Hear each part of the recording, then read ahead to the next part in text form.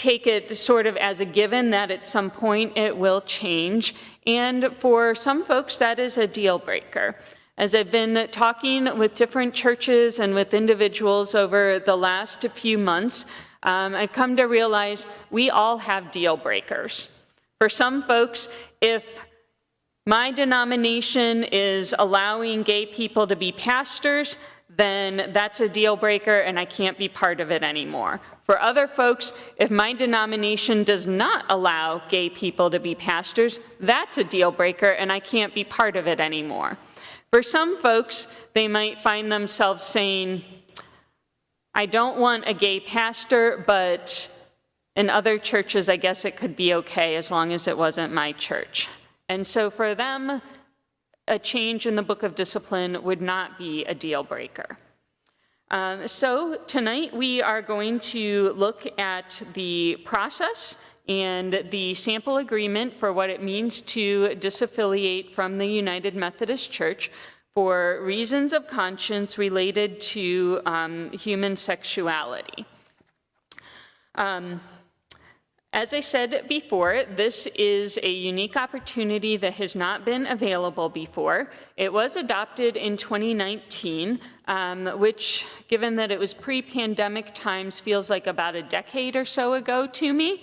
At the time when this legislation was passed, they anticipated that in what would it have been, about 14 months, that we were going to have our regularly scheduled general conference that would again address the issue and that perhaps there would be other avenues available. We all know what happened in 2020. Things shut down because of the pandemic, and there was a new date for 2021. And things did not clear up as quickly as we hoped, and so it was postponed again to 2022. And many of us really sincerely hoped that it would have happened then. However, it was once again postponed. You don't have to agree with that decision. You don't have to like that decision, but that is the reality within which we are living. And because of that, the Global Methodist Church formally launched as a new denomination on May 1st of 2022. And for many people, those two things, the continued postponement as well as the global launch of the Global Methodist Church, were sort of tipping points that for a few years they knew that this legislation had been adopted, this option was available, but the fact that the Global Methodist Church has launched, as well as that this legislation ends on December 31st of 2023, has been what has had several congregations decide that now is the time to move forward.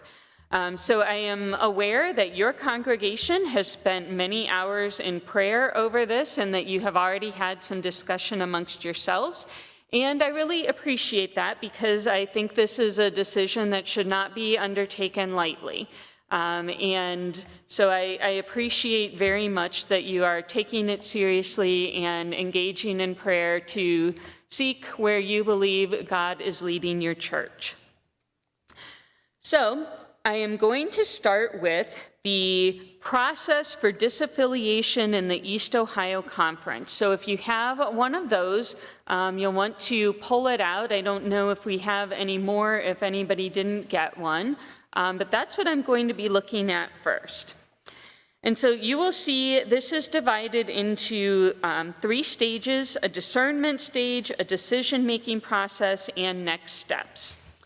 And so the initial stage, the very first stage of discernment, is for somebody from the church, either the local church or the pastor on behalf of the local church, indicates that you send a formal letter or email indicating you'd like to explore the process, and your church leadership has done that.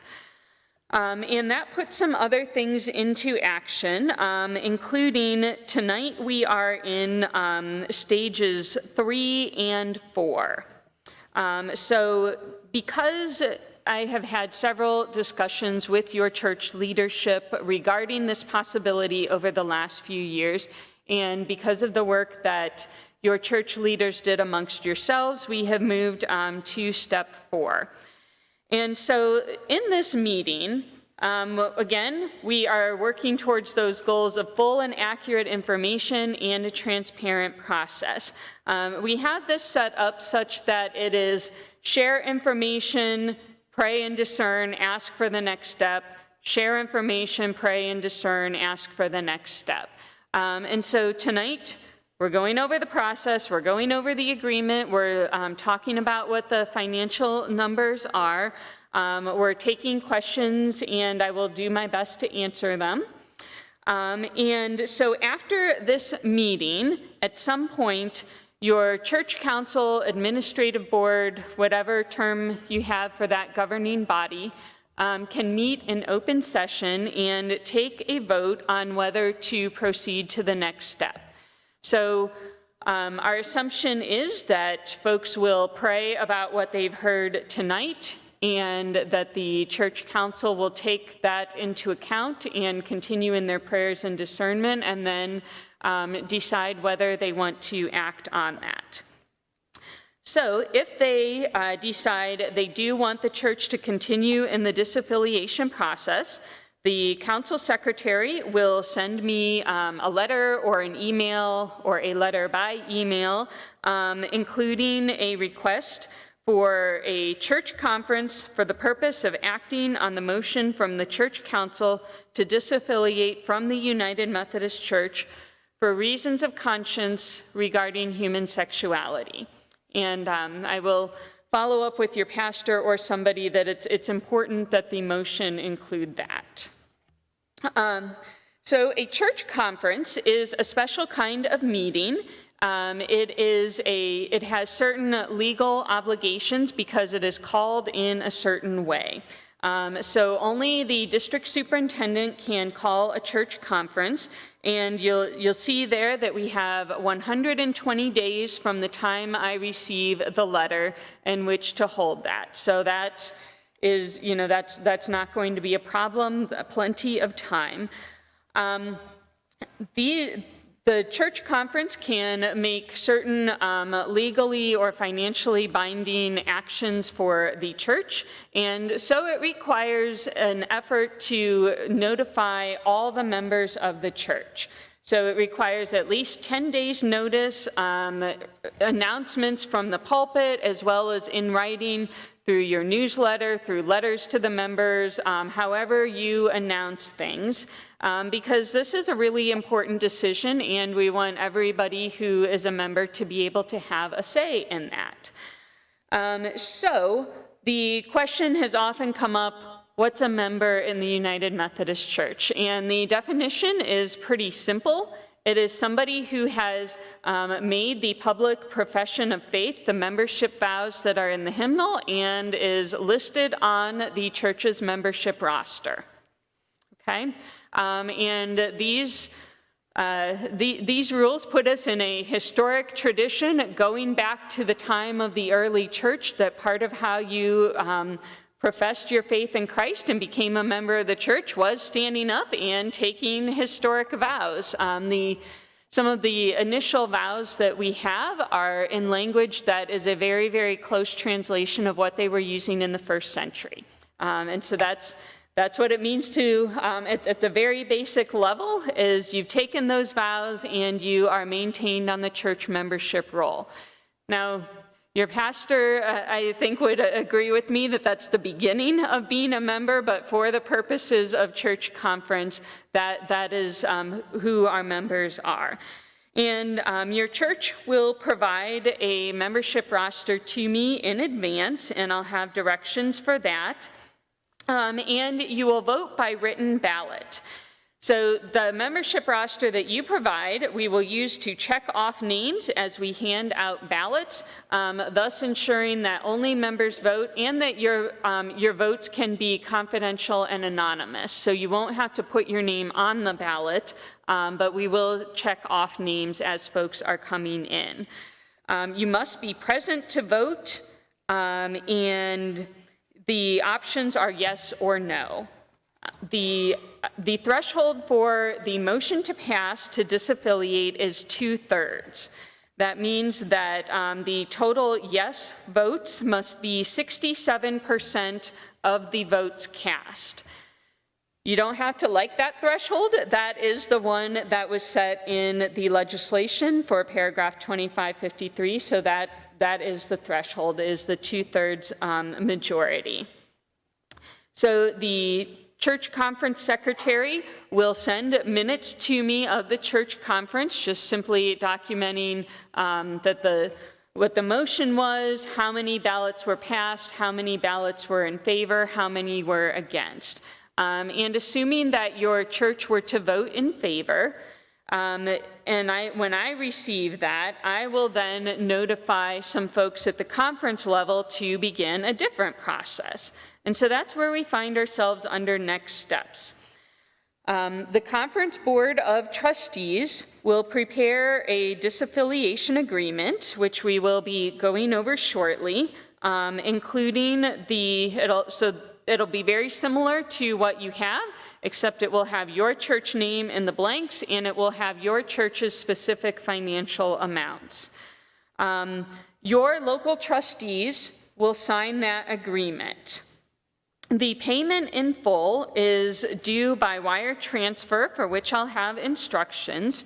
It's due to the conference office at least 15 calendar days prior to the first day of annual conference. So that's going to put the deadline for payment as sometime in late May. So you have time to work on it, but not forever. But late May is when that would be due. I would work with the assistant to the bishop to go over the various items that are in that sample agreement to say that yes, indeed, they've been followed. And then the conference trustee president will present the motion for disaffiliation as part of the trustees' report at annual conference.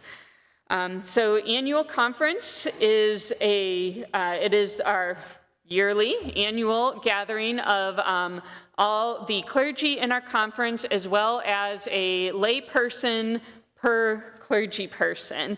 We never end up exactly equal, but we strive for that.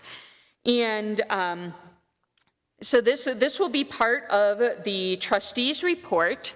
We have so far had 3 annual conferences vote on disaffiliations, and there has been almost no, if any, discussion on those, and they've passed by very high margins. So I know folks wonder, what if the annual conference doesn't pass it? In that case, I think you get your money back. I know that won't make you happy, but really the reality is that these have passed by very, very high margins. It appears thus far that the will of the annual conference has been, if churches are that determined to leave, then it is time to bless them and they're leaving.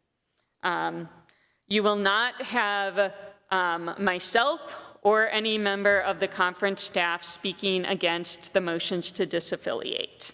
That's not our role.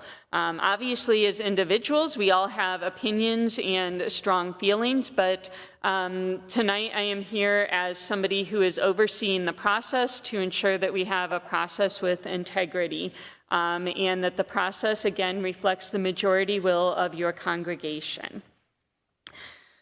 So following annual conference ratification, the conference trustees will sign off on the agreement as well, and copies will go to various places. The local church will file a quitclaim deed in the new name of the church.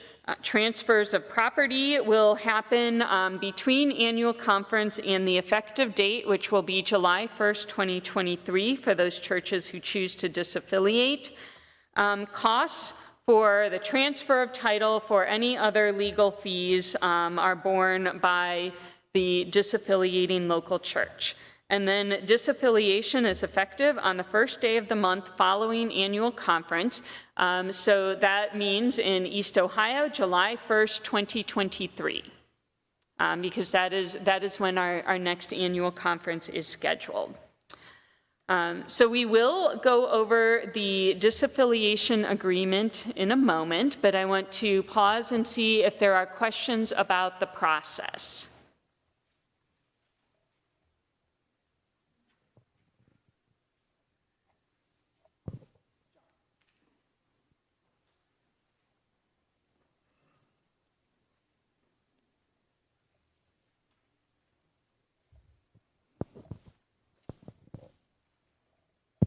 I have a what-if question. What if annual conference is again canceled or postponed? That is a great question because first of all, let us all pray fervently that such does not happen. But what we have learned during the pandemic is how to hold annual conference virtually. So in both 2020 and 2021, annual conference was remote for most participants. We engaged with a company that was able to manage the voting because we had so everybody had to be in a place where they had internet access, but everybody had their unique passcode to get into the voting, and they were able to vote electronically. We had a system where people could indicate that they wanted to speak to something and be able to be heard by everybody. And so only those who were required to be present for one reason or another were present, and we did 2 different venues in very large spaces with like masking protocols and other such things in place. So if we have to, we know how to hold it remotely, and we can do so within the requirements of the Ohio Revised Code. So nobody got, so far as any of us know, nobody got coronavirus with those precautions in place. General conference has quite a few more layers of complications because of it being a global gathering across like 16 time zones or something like that. But annual conference we know we can do because we've done it. Sure. If, since that is the case, if there was a reason that the church was not able to complete the agreement and all of the requirements by late May, would it be a possibility for an annual conference to be held remotely in November or later in 2023? I do not have an answer for that. Is it possible? Perhaps, but I'm not in charge of that. At this point, we have no plans to do so. Thank you. Yeah. Any other questions about?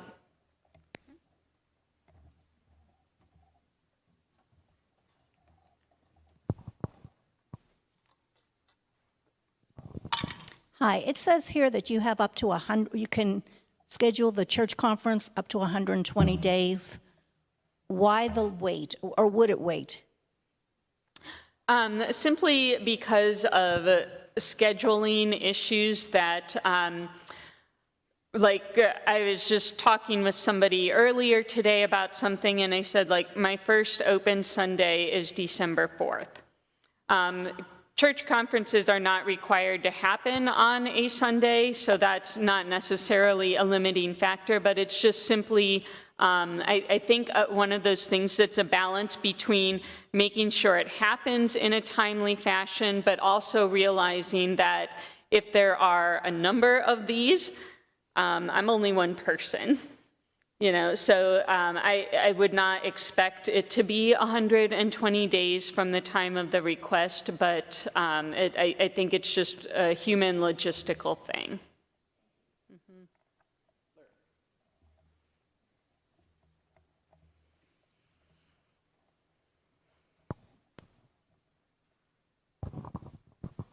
My question is, during the time of the disaffiliation and the 120 days and the period of July to whatever date that we're waiting on, is the church's actual business, some things are on hold because of positions and other things can't be, they can't move forward.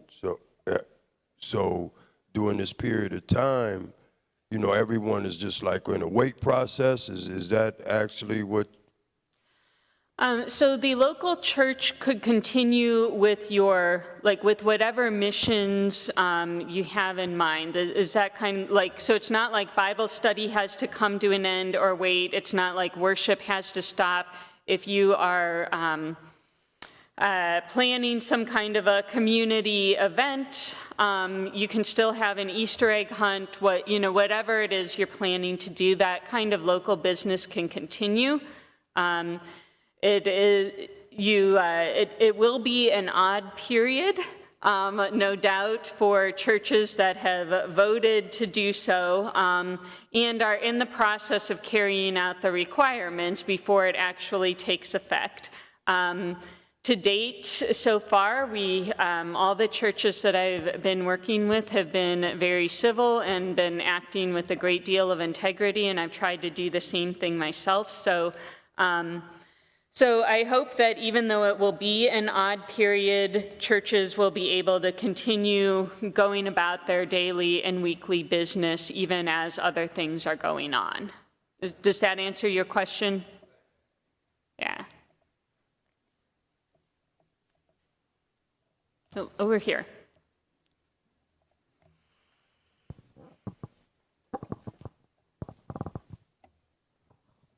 Assuming that annual conference meets usually during the second week of June, it would seem to me that if the effective date is to be July 1st, that's a lot of legal issues, deeds, setting up bank accounts and insurance policies and all that kind of stuff. If anything is not completed by July 1st, does that scrap everything all over again? And who makes that decision that everything was act of God or non-act of God not completed by that July 1st date? Well, that's a great question. So far, I think we've had, you'd have to look on the conference website to be sure, but I think we've had about 13 churches disaffiliate, and somehow they've managed it. So I would say, if there are churches kind of wondering how to do that, I would say we have 13 churches that have managed it, to talk to them. I would imagine that churches choosing to follow this process would pretty much have everything ready to go as soon as annual conference votes and you have that signed agreement to take to the bank or wherever else you need to take it. So I guess I don't have a firm answer on the rest of that. That's something that I can inquire about with the Finance and Administration Office, because it would be that office and the Conference Board of Trustees who would handle that situation if it were to arise.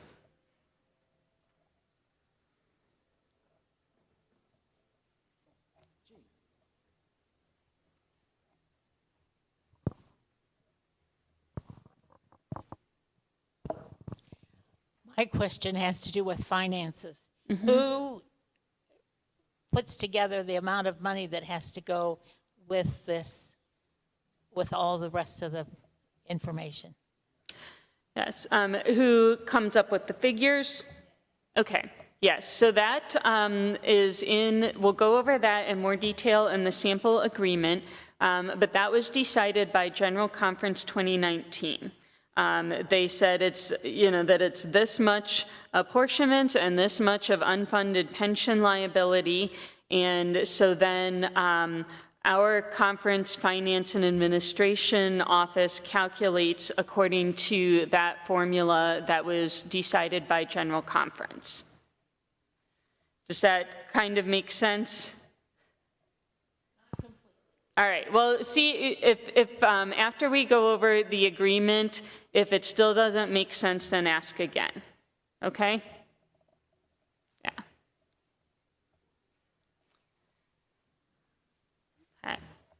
As we turn to that sample agreement, we'll be looking at the other document, disaffiliation agreement pursuant to paragraph 2553. One thing that I want to share that doesn't really show up anywhere in this process has to do with folks who might want to remain in the United Methodist Church. We have had some churches vote more or less unanimously. We've also had some churches vote pretty much right on that 2/3 line. And as I said that I want this to reflect the majority will of the congregation, that can be really hard if you're looking at a 70-30 split. It can be really hard if you are looking at a 60-40 split. It can be really hard even if it's a 97-3 split.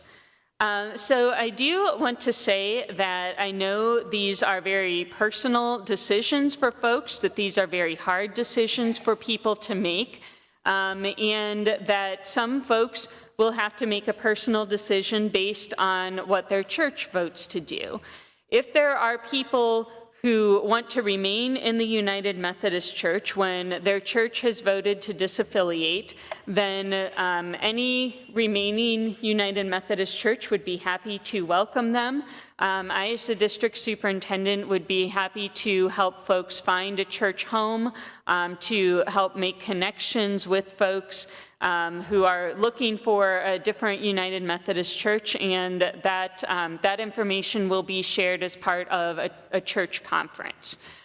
So we, it's just, as I said earlier, folks have deal breakers in different places, and some folks may feel that they cannot remain with a church that's disaffiliating, and in that case, the United Methodist Church would still have a place for them. So it's just important for folks to know that, and that this, just to acknowledge that this is a hard process for some folks. So as we move on from that, we're going to take a look at the disaffiliation agreement. And this has a lot of technical language in it. Churches choosing to pursue disaffiliation are advised to retain their own legal counsel to look this over and to make sure that they understand it and are complying with it. So some of these things I will read to you, and some of these things I will summarize to you, because most of us probably don't use whereas on a daily basis. We may have a few. So essentially, the first part of this says, this is the disaffiliation agreement between whichever local church it is and the East Ohio Conference. And it says, right now, you're a local United Methodist Church in the annual conference, and that that the church has held a church conference in compliance with, it lists different paragraphs in the Book of Discipline. Those are some of the things I referred to earlier about our rules for holding church conferences. So it says churches complied with those. It was a 2/3 vote of those who were present for reasons of conscience regarding to human sexuality. And then the next paragraph acknowledges that the rules of the United Methodist Church have been that the local church holds its real property and its tangible and intangible personal property. So the church's assets, essentially, have been held in trust for the United Methodist Church. So that's one of the things that some folks find unusual about the United Methodist Church, is that local churches hold property in trust for the United Methodist Church. This clause goes back prior to the official formation of the United States of America. However, what is new is that paragraph 2553 provides a pathway for local churches to be released from that trust, to be released from the trust clause. And what that means in plain English is that if you follow the terms of the disaffiliation agreement, your assets and your liabilities can go with you as you leave. This is the piece that is new, and this is the opportunity that has not been available before. Okay, and then it says this, basically that this is a binding agreement. And then it says, and whereas, it basically says the local church and the annual conference want to resolve the matters between them. Basically that this constitutes the kind of our agreement. It's the end, it's our parting of ways because of the different legislations and judicial council decisions. So it says, now therefore, and here's where we get to the other things that are important. It says that the local church and the annual conference agree to the following. And then we say, okay, what conditions had to be met? The church conference had to vote. And then the annual conference has to vote. And that it says again, these are the thresholds, these are the processes. Should either of the above not occur, this disaffiliation agreement shall immediately become null and void. Both entities have to vote. And now I'm on number 2 on page 2. And again, it asks the local church to acknowledge the trust clause. Number 3 is the date of disaffiliation, and it says, should the local church comply with everything, it will be the disaffiliation from the United Methodist Church will be effective on, again, for our annual conference, that's going to be July 1st, 2023. And it also references in there that what we're often calling the sunset date or the expiration date, that this legislation, this opportunity ends December 31st, 2023. So some folks are feeling a little bit of a pinch with that date, especially because we have one more annual conference scheduled before then. But this, again, it's helpful to remember this legislation was adopted in 2019 and went into effect in 2019. And the assumption was that that was a 4-year window that would also have a regular general conference in between to kind of fix things up a little more. Pandemic. That's all we have to say, right? Pandemic. So many other things, that's the case there as well. Okay, and so then number 4 is where we get into the local church's obligations. And so this is where it says the payment will be due no later than 15 calendar days prior to the beginning of annual conference. You know, all the meetings I've done, I should have looked this up. We'll have the official date for you, but we're far enough ahead that we're not going to have a problem bumping up against it. Or on the next such business day. We will have wire transfer instructions for churches choosing to proceed. So this is, so your question was who decides how much money it is? This is legislation that was adopted by General Conference 2019. And so you don't have to like it, but it is the legislation that was adopted.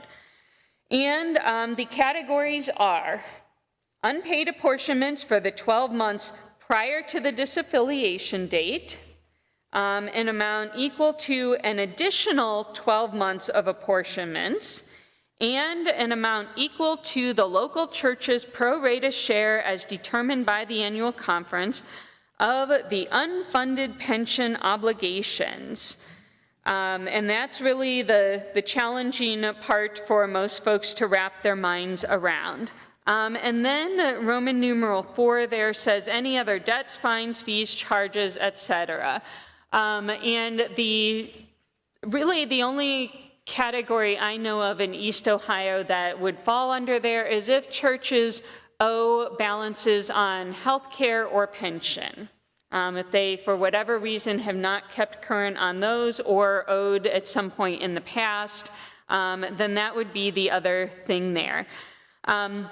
You may have heard a lot of things about what's going on in other annual conferences, and I can't really speak to those because I'm not in those, and it's my job to know ours.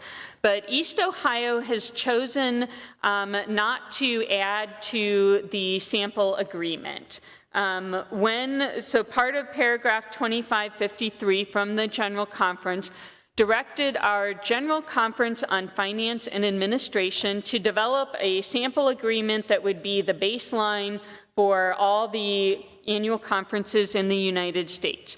There are certain places within the one developed by GCFA, as we often call it, that say, or whatever else the annual conference says. In East Ohio, we chose not to add anything to that. We have given a number of grants over the years to churches, and we decided that a grant is a gift and you don't ask for a gift back. So I know when I first arrived here in the district, your church had a grant for a summer youth worker for some different programs that you were trying to do in the community during the summer. It's a gift. It was, it was God's gift to you to turn into a new gift for folks in the community. We're not asking for it back. It went into the ministry that it was supposed to. So I just this evening provided your pastor with the calculations that were provided to me by the Finance and Administration Office. So he has a copy of that, a couple extra copies for your ad chair and treasurer. But your apportionment figure is $44,837.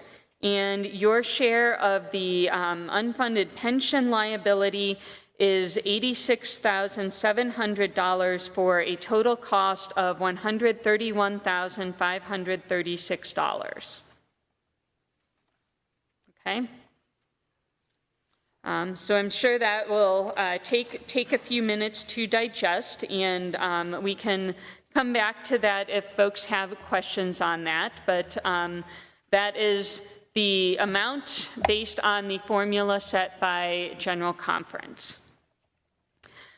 Okay, I'm going to continue on with the agreement and take questions at the end, just as we did for the process. If you have debts or loans or anything like that, you would transfer them to your new church, your new corporate entity. Those would go with you. They would not remain with the annual conference. You would, letter C there, it says intellectual property, that you will stop using the name United Methodist, stop using the cross and flame, and remove such signage as you are able to that say the same. So I would think that that while this might be challenging emotionally, because there is a lot of emotion for folks that come with this process, churches wanting to leave the denomination probably want to be known by their new name and with whatever their new logo or symbol would be. But it just simply says, if you're no longer a United Methodist Church, you don't represent yourself as a United Methodist Church anymore. Currently, under letter D, the denomination has a group tax exemption ruling, and as when you are no longer a part of the denomination, you are no longer eligible to use that. I would assume that the Global Methodist Church is setting the same up for their churches. But that would be something you would discuss with them or whichever denomination a church might choose to join. If a church decides to become independent, then that's something they will need to handle themselves.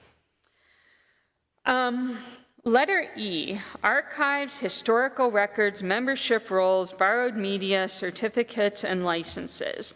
So within a month after disaffiliation, there is a list of stuff that the church should be providing to me to store in the conference archives. I have worked through this with some churches that have had to close, which is the absolute worst part of my job, is having to close churches. But the way that I look at this is that these historical records are the record of God's work through your church in your community while you were part of the United Methodist Church.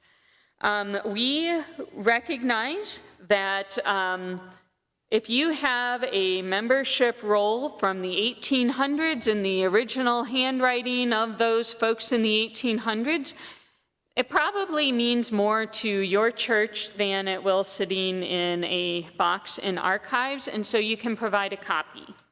You do not, with some of those things that have, historical or sentimental historical significance, you will have the option to provide a copy rather than the original. It is the case that these membership records and baptism records, marriage records in some cases constitute vital statistics. That sometimes folks contact churches looking for evidence of their parents' marriage or a baptism because they don't have a birth certificate, and so these are important records. But again, they represent what the church has had trust over for God, that this is the record of the saints. And while we may be, the United Methodist Church and local churches may be parting ways, I personally don't want to bear animosity towards anyone, and I want to, this is just part of our honoring of the time that we were part of the same church. So that is something that somebody in each church disaffiliating will work with me on. What are those things and what format are we going to provide them in? Letter F, the year-end report, is something that most of you probably don't have any experience with, and you probably want to keep it that way because it is the technical reporting of the membership and certain aspects of the finances. It's a very detailed report, but again, it's part of our stewardship of what God has entrusted to us. So in January, your church will do that as normal.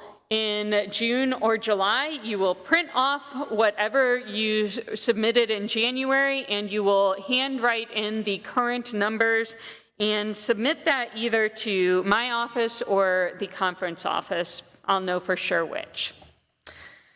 Okay, we're going to move on to number 5. I know this is very technical for some folks, but it's also very important that we have these requirements known. You will either need to wind up and dissolve your incorporation as you are currently incorporated, and then establish a new legal incorporation, or modify your current organizing documents. So all of our churches are incorporated with the Secretary of State, and that needs to be changed. That is something that I do recommend you consult with legal counsel on, whether they think you would be better off to close down and start up a new one, or to just simply, well, it's not simple, but it's also not terribly complicated to change your current incorporation. And then there's a statement that the local church will essentially release the liability from any costs associated with that action, or any damages that result from a failure of the local church to do everything to make this agreement valid. Okay, number 6 is, again, that statement of the unique opportunity that's available to have property go with you. It says that assuming that all the conditions are satisfied, the annual conference hereby releases any claim, right, or title in and to the property as of the disaffiliation date, and local church shall have full ownership of and the right to retain the property without charge. The parties shall ensure all necessary transfers or transaction happen as required. Costs for such transfers are borne by the local church. The annual conference will cooperate with the local church to ensure that it happens. The local church will keep the property properly insured up to and including the disaffiliation date. And the local church shall release claims against the annual conference related to the property and insurance required under the agreement. And then we also come to the release of claims. And essentially it says the annual conference and the local church agree that none of us are going to sue each other. We're releasing all right to sue each other over these matters, over any of that. We don't have any pending lawsuits against each other. And at the very end, it does say the parties may take action to enforce this disaffiliation agreement in any state or federal court in the state of Ohio. The annual conference has no interest in getting into a legal battle to enforce this. That is why we are having this meeting and this process and have this agreement. We all have, God has better things for us to spend our time and our money on. Number 8 says the time limit. Again, we talked about that it expires December 31st of 2023. Number 9 says that the disaffiliation agreement does not prevent the local church from continuing to sponsor benefit plans as permitted by federal law, and assuming that you are part of a group that allows you to do so. The Global Methodist Church does have such an agreement with Westpath. Number 10 says you have to do the whole agreement. You don't get to pick and choose, got to do the whole thing. Number 11 is one of those places that would vary from church to church. And folks are kind of like, well, what's going on with pastors and appointments? One thing it's important to remember is that disaffiliation would take effect on July 1st, which is our normal pastor change day anyway. If a pastor and a church are wanting to remain United Methodist, we work with them through our normal appointment process. They may or may not get a change. If a pastor and a church have both indicated their desire to disaffiliate together, then we let you disaffiliate together. If it is up to, once disaffiliation happens, the United Methodist Church has no say in who the pastor of a church is, so that is up to the pastor and the church to work out past disaffiliation.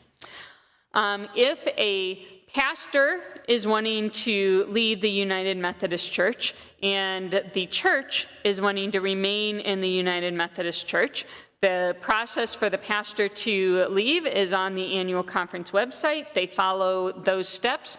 If they're joining another denomination, they work with that denomination. The church that wants to remain United Methodist, we work within our normal systems to appoint a new United Methodist pastor to that church.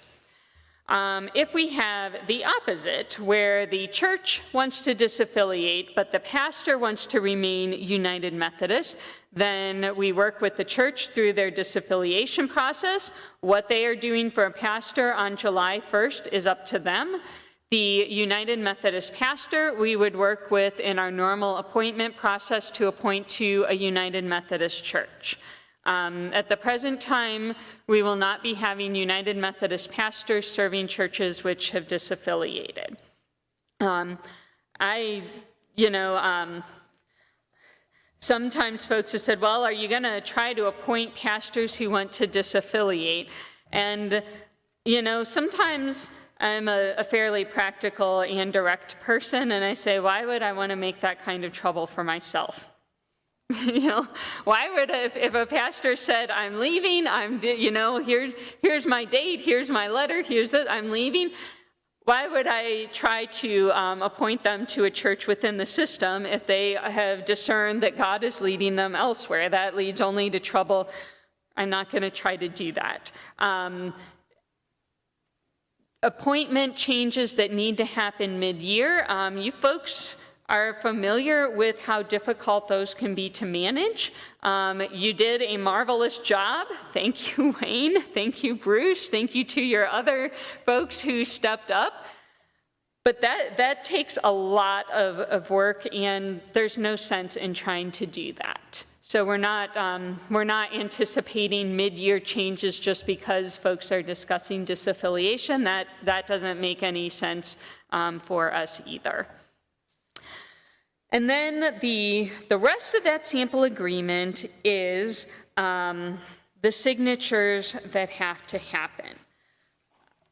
So do we have questions about the disaffiliation agreement? I believe I've provided all of you with some good bedtime reading material. But I know I say that, but I also know that this is really important stuff.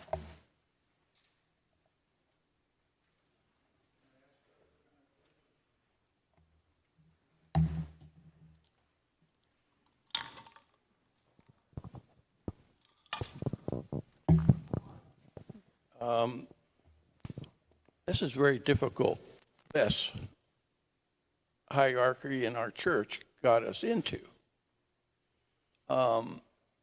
Is the Constitution, I'm not using the right terminology for the legal parts of the church, but is there anything written in the documents that relate to hiring homosexual people?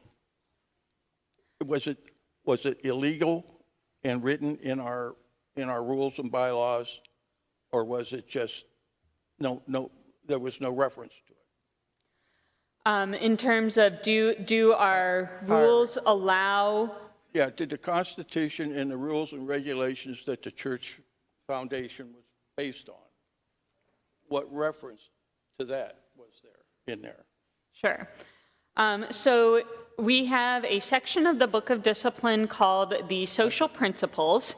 And in the Social Principles, it says that we consider all persons to be of sacred worth. Wait a minute. What, is that a recent change to the discipline? Well, Before, when you were hired, and before that, maybe 20 years before that, yes. was any reference to this issue there on the documents? So there have been references in the Book of Discipline for quite a while. They have changed over time as far as, you know, I can't tonight trace for you all of those changes, but I can tell you what it says now. What I'm trying to get at was,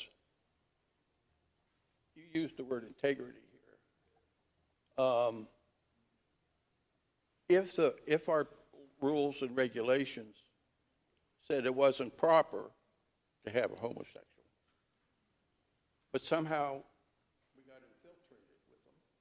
Now they're in control of our church, apparently. So I'm saying that's not a step of integrity. If you're on the outside, you should fight from the outside to get permission to go in. You don't go in and then. Oh, I'm sorry. I'm sorry. You understand what I'm saying? I'm trying to justify whatever way I go, okay? So I need some answers on this. How did we get to this point? Was the rules and regulations referring to hiring a homosexual written such that we shouldn't have done it? Are you referring to pastors specifically? Anyone Like, that has because that- I'm hearing you say hiring a homosexual. Is that what you're saying? I'm talking about, yes. So are you talking homosexuals, about pastors specifically? anyone that is in charge of the religious aspect of our church, Okay. whether it's you or anybody else. If it's you're hiring somebody homosexual to clean your office or something, I mean, I don't, I'm not talking about that. I'm just trying to figure out how we got here. Was that written in there somewhere?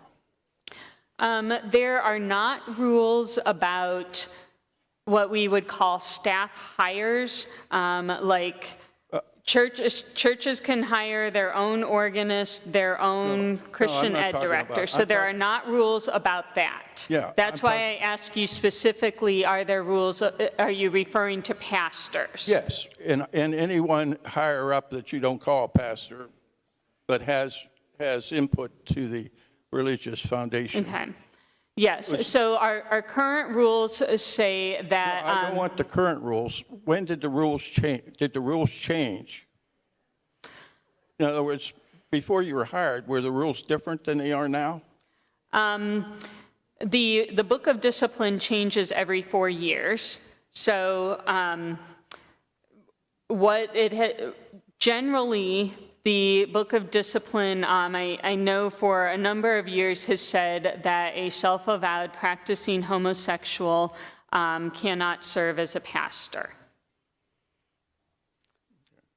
That is what it currently says. It said that for several years. It's been a topic of debate for several decades. Okay. Do we have a quantity of how many homosexual pastors there are in our church? I'm sorry, do we have a what? A quantity of homosexual people we have in our church, quantity-wise? We have always had homosexual people. We have probably always had pastors. We just may not have known who they were. Yeah.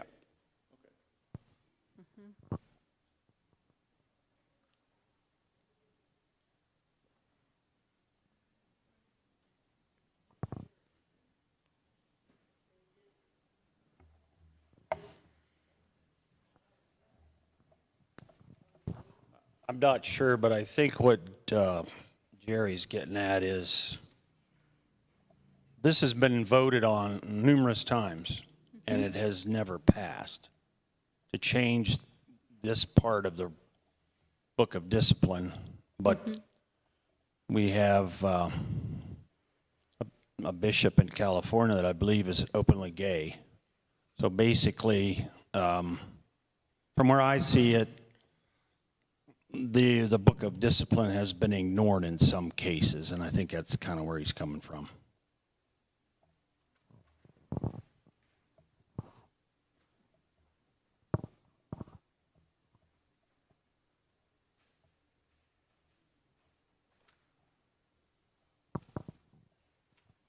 The Book of Discipline has changed, but the Bible has never changed.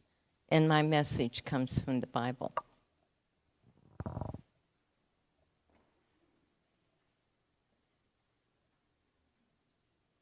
Friends, do we have specific questions about the agreement that was illustrated for us? Are there concerns about how this would apply or how we should engage with it?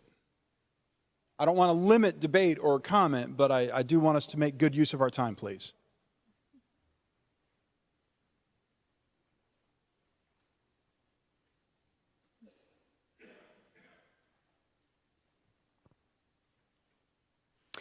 For those who may want to explore some things further, there's a number of resources that are available online. If you have trouble finding them, several people within the church have my email, and I can get to the links fairly quickly.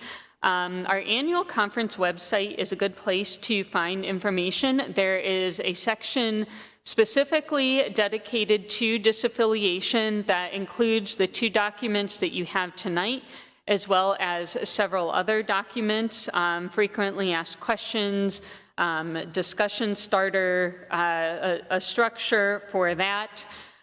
So that frequently asked questions about pensions as well, because there have been a lot of questions about that. If you would like more information on what is the unfunded pension liability, WestPath, which is the organization that administers those benefits, has put together, sorry, it's hard for me to say this with a straight face, an 18-minute video explaining it.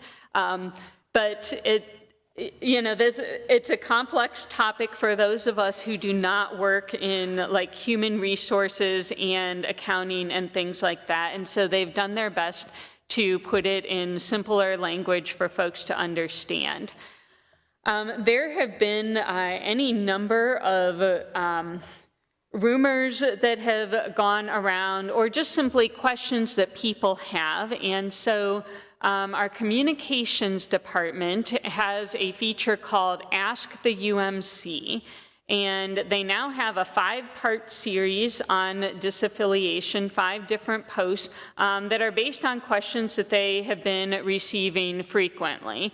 And so that may help you to, like, that they do their best to, like, just summarize for folks the answers. For instance, at one point in time, there was some conversation about the United Methodist Church was no longer going to believe that Jesus is divine.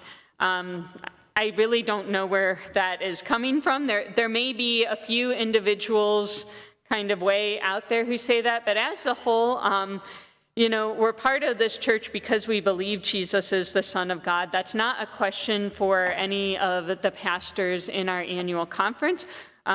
We're doing this because we are compelled by Jesus, his life, his death, his resurrection, his ministry. So there are some questions like that. It's called, is the UMC really ...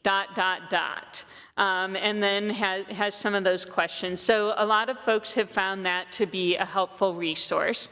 Also on our annual conference website, we have a section that looks specifically at the good things to celebrate in the United Methodist Church. It's called BUMC, and it looks at some of the things that are great in our annual conference. And there's also a global campaign talking about BUMC, what's great about the United Methodist Church. Because the reality is that even though we have this kind of like deal breaker point for some folks, we've done a lot of good work together around the world. We've done a lot of good work together locally. And my personal opinion is that if people feel strongly enough that this is a deal breaker, they want to do these things, I don't want to fight. I don't want to fight. I think God has better things for us to do with our time than fight. But it will make me sad. Like your church has done a tremendous amount of good in your community, and I've really appreciated being able to talk with you about those things, working with Pastor George on the grant and kind of like, well, it didn't quite work out, can we get it pushed back a year kind of a thing, with the excitement of the Hearts on Fire service. I mean, you've done a lot of good work, and some of that has been in partnership as the United Methodist Church. But again, I also recognize that folks, we've all got our deal breakers.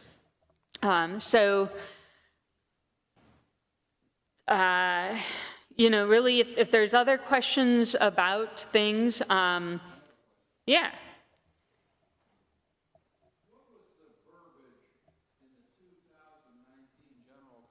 What was the verbiage in the 2019 General Conference that changed everything? I don't see any Sure. verbiage. Yeah, I'd like to hear exactly what was said that changed everything. Yes, so we do have on our annual conference website, you can find the paragraph itself, so you're welcome to go and look that up. Okay, so the specific paragraph that allows churches to leave with their property is paragraph 2553.4.c, and that says, a disaffiliating local church shall have the right to retain its real and personal, tangible and intangible property. All transfers of property shall be made prior to disaffiliation. All costs for transfer of title or other legal work shall be borne by the disaffiliating local church.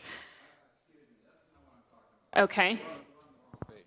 Okay. And maybe what I'm talking about doesn't exist, but my assumption is that there was verbiage about the homosexuality part. Gotcha. That's what I'm interested in. Gotcha. Okay. And I've never seen it, but that's what stirred this whole thing up, and that's what's changed everything. And if it just summarize it would be fine. I think all of us would like to hear what changed everything and why we're here. Thank you. That is a really good question, and you're right, I did not cover that. As I have said, this topic has been a topic of debate at every general conference since the United Methodist Church formed as the United Methodist Church. In 2016, at a regularly called general conference, we had what was really kind of an unprecedented movement from the delegates to say, bishops, we're tired of the way we've been fighting about this at general conference. Help us do something differently. Being United Methodists, we did a very United Methodist thing and said, we shall create a commission and then we shall have another conference. And so we had, so following the 2016 General Conference, there was a carefully selected group of folks from around the world who were brought together to try to talk through what could we do differently? How could folks how can we either learn to live with this, or how can we separate so that we can part with a blessing? How do we do that? And that group came up with 3 plans, and those were voted on by the 2019 Special Called General Conference. That General Conference actually strengthened the traditional position in different ways. But the underlying challenge was that the traditional position that some of you have described tonight was not working for a significant number of United Methodists. And so it didn't, while it was a clear vote, it did not resolve the underlying issue of the tension and the struggle and the reality that a lot of us have said we're tired of fighting and we want to get on with ministry as we feel God leading us. So paragraph 2553 was proposed by members of the Wesleyan Covenant Association. And I think that it was, so here's where I'm speculating somewhat, but also I think would be attested to within different pieces that have been published. I think it was initially intended as a way for progressive churches to leave, or other churches who did not agree with this kind of, with remaining traditional. So there were only really a few churches that took advantage of it right away, because again, we all were anticipating that in 14 months there would be another regular general conference, and people were immediately talking about, well, what if we did this? What if we did that? And in January 2020, there was an announcement of something called, well, it was really long. We started just calling it the protocol, something about the protocol for separation through grace and reconciliation, somewhat along those lines. And that was put together by a different group of people that had some things that were similar to paragraph 2553, but also some things that were different. And there was a diverse group that had said, we're behind this, and we want it to come to General Conference 2020. Many of us really expected that to be what would happen. In fact, I presented on part of that as part of a town hall that our annual conference had in early March of 2020, because we really did expect this is how we're going to go forward, here's the pathways, this is what we're gonna do. And then, as I said, 3 general conferences were postponed, and the Global Methodist Church said, let's go. So initially, I'm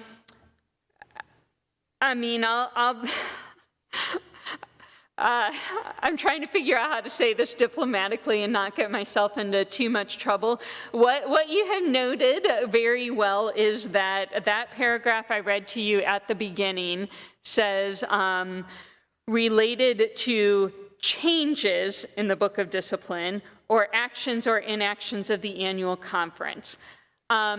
Because of the unprecedented situation and delays, we have been interpreting this more broadly for churches who wish to leave. We're holding to the part of, for reasons of conscience related to human sexuality, but there are a number of folks who anticipate that there may be changes forthcoming and feel that the time is right for them to leave. So that's more of the broader context. Pastor Byron, I don't know if you have anything to add to that, but.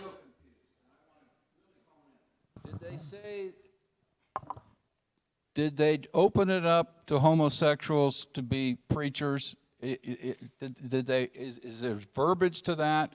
Because I haven't seen that, or I'm missing Right. something.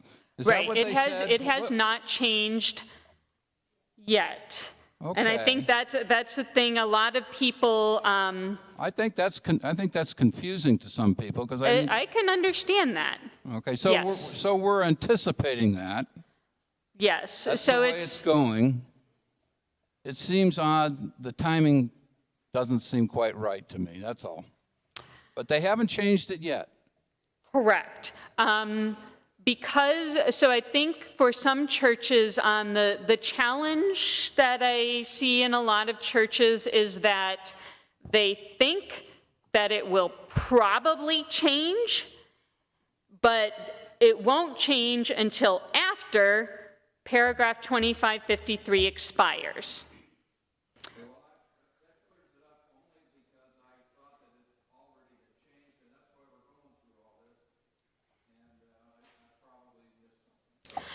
No, and you're right. I did not fully spell that out, so I'm glad you asked.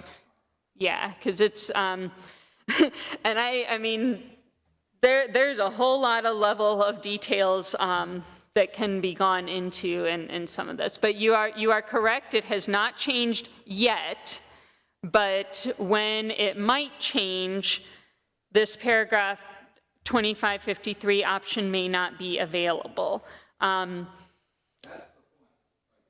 Yes, and so some folks are saying, well, I want to know I can't tell you what's going to happen in 2024. There's a lot of things that might. Anybody, I wouldn't trust anybody who says they absolutely know what's going to happen. Okay.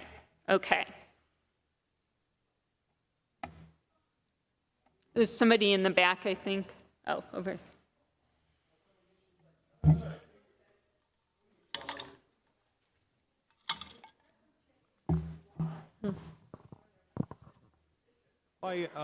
My question is about the payment.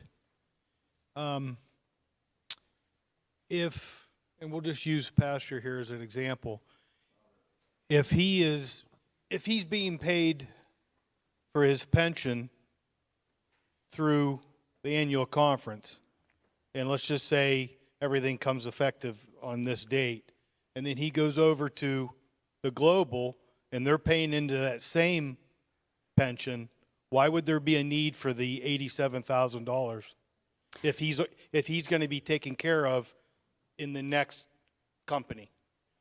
Okay. Yes, so I would recommend looking at some of the things on our website for more detail, but there's a couple factors at play. Currently, those of us who are currently and actively serving have that like defined benefit. Like we are under a defined plan. I began full-time ministry in 2006, and I'm currently on my third pension plan for the United Methodist Church because we've gone through several changes. So some of the prior pension plans were not funded the same way that it currently is funded, and we have, because of our processes, we have enough cash on hand to make the payments that we currently need to make every month.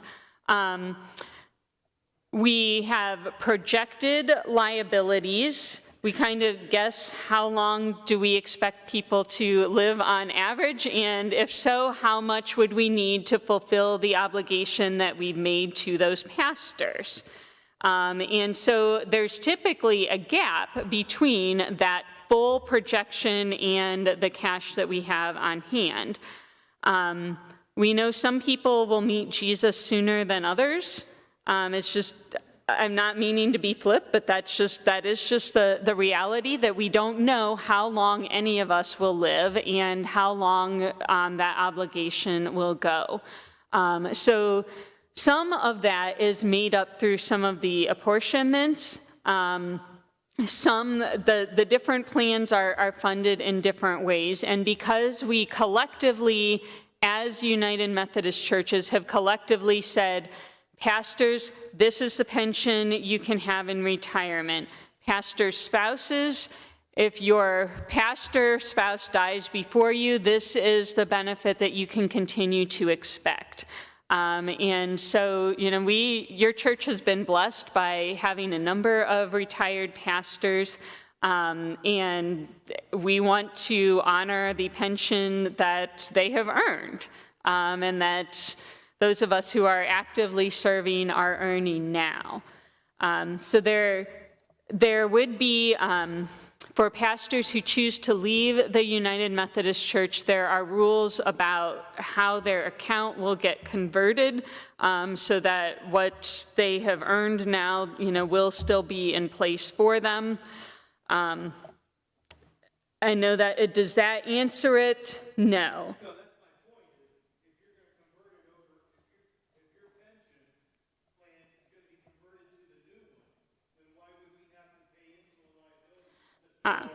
Okay, the liability exists for your previous retired pastors who are still living. Yeah, thank you. Yeah, that's where it exists because of the different plans that we've had over the years. And also that gap is also part of why we have changed plans over the years to have a sustainable pension plan. And there was yet another plan that was scheduled to come before General Conference. Whether it will in 2024 remains to be seen, but there was one planned for 2020. Mm-hmm. You said that you told Ned that nothing had changed yet in regards to the rules of being a Methodist. We follow the rules, standards that have been set up as far back as John Wesley. If we are following those standards, how can you say nothing has changed when there are bishops, California, DC, Iowa, openly homosexual, and the Council of Bishops has done nothing to discipline them? There's currently one openly lesbian bishop. So the other situations may be clergy but are not bishops, but I think that's besides the point. The rules have not changed. That was the question. Have the rules or the language changed? And they have not. Why should there be a bishop or a preacher at this time who claims to be a Methodist and does not follow the standards? So that is the impasse that we've been wrestling with for several years, and we're trying a different path. Why don't the progressives leave? My simple answer for that is that the Global Methodist Church organized and launched first. Okay. So the United Methodist Church will turn into a very progressive. It may or may not. In other annual conferences, it is progressive churches that are leaving. In some cases, well, yeah, it varies considerably by annual conference who is choosing to stay and who is choosing to go. Yes. I have a question about the hiring of ministers in the future. If you said if the preacher chooses to change or to stay with the United Methodist, that you would take care of the hiring the way you always have. But if we disaffiliate, how are we going to handle the hiring of a minister? We don't know who is disaffiliated and who is not disaffiliated. Would we have a list of people that in our conference, or would we not? Right, so that is something that your church will want to consider very carefully. Sometimes the Episcopal appointment system that we have is very, very challenging. Other times it brings real gifts of pastors and people together. If a church chooses to disaffiliate, part of what they are choosing is that as of July 1st, they will need to find a pastor in a different way. We are listing on our annual conference website pastors and churches who have chosen to leave. But if a church were to join a new denomination, they would abide by the processes of that new denomination. If you were to choose to be independent, you would need to set your own guidelines and figure out your own process. My question is about the records. Our church is hundreds of years old. Would we be responsible for getting you copies of everything, or would it be after 1968 when the United Methodist Church came into existence? It would be everything, yes. Whatever membership records, whatever marriage records, all of that, yes, yes.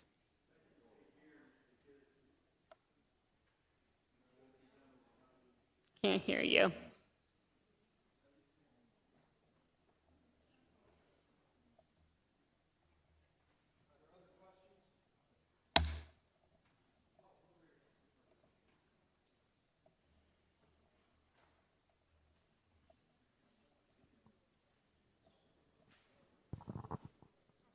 For Holy Confirmation, how can you say for a moral compass to a young person who's questioning themselves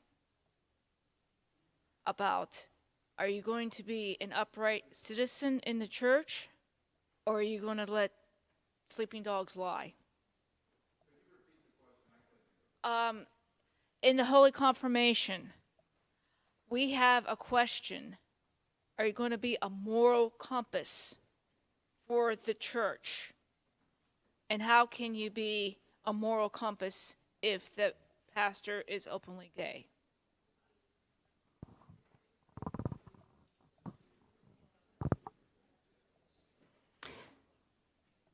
Is that a question for the church? For for any church. I mean, I'm sorry. I grew up Episcopalian, and we were questioning that when I was going through my holy confirmation. So, how can you say with a moral compass to that person who's questioning themselves? You know?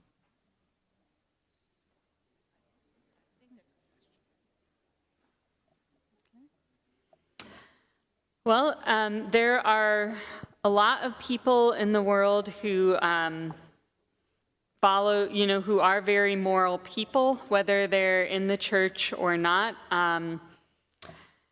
There are a lot of openly gay people who do a lot of good in the world, who love Jesus and do a lot of good.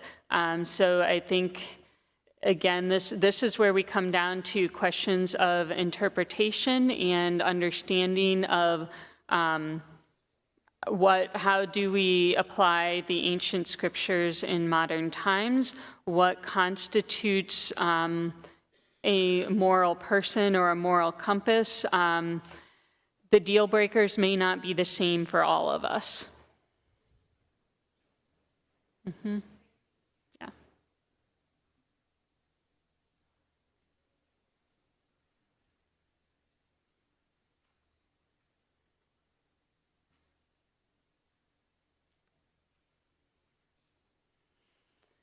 Well, I remain available for questions. Several folks in the church have my contact information. Anybody who's been SPR chair over the last 6 years, and the office folks, the retired pastors, your current pastor, there's a lot of folks who could help you get in touch with me if you have further questions. My office information's on the conference website as well, so there's a variety of ways if you have further questions. I do just want to remind you, because I know folks, this is a new process for all of us. Boyce in our district was the first church to go through it, and we figured it out as we went along. Now we have a process, but it's still new to us. So back on that process page, tonight takes us to discernment stage 4. And I assume that you folks will continue in prayer and discernment. If the church, or it's the church council's decision to decide if they want to ask for a church conference. So that's the next step, is number 5 in the discernment stage, is the church council deciding to ask for a church conference. Having the meeting tonight does not obligate you to continue in the process. So that's the case for all the churches engaged in the process, that getting information does not obligate you to continue. So again, next step would be church council discerning that they want to ask for a church conference, and then we would proceed in order as you have it there. So if I may, I would like to offer a closing prayer, and that will conclude us for tonight. Lord God, you are our rock and our Redeemer.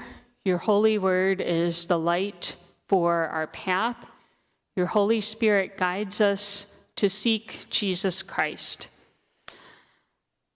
For years and years, for some folks, the question of how to interpret the Bible relating to human sexuality in modern times has been very challenging, sometimes very deeply personal, and for others, it couldn't be clearer. As we have been before you tonight, listening to this information for this process to potentially part ways from a long, long history of walking together, we ask for your help. No matter what decision the church makes, may it be made with love and a desire to share love. May there be care for all people. And we pray that you continue to light our path so that we can know how to share your love with the many, many people who don't feel loved by you, may not even think that you exist. Help our lives and our words and our mission and our ministry to show them otherwise through everything that we say and do. Pour out your Holy Spirit upon Salem United Methodist Church, upon all the members, upon the church council, upon Pastor Byron and the others who serve as retired pastors. Pour out your Holy Spirit. Give wisdom and discernment, give clarity, give love and patience and peace, and guide this church in the way that they should go. We pray for the United Methodist Church, for the church all around the world, that our witness would always be to the love of Jesus Christ. He alone is our Lord and Savior, and it is in his mighty name that we pray. Amen. All right, thank you.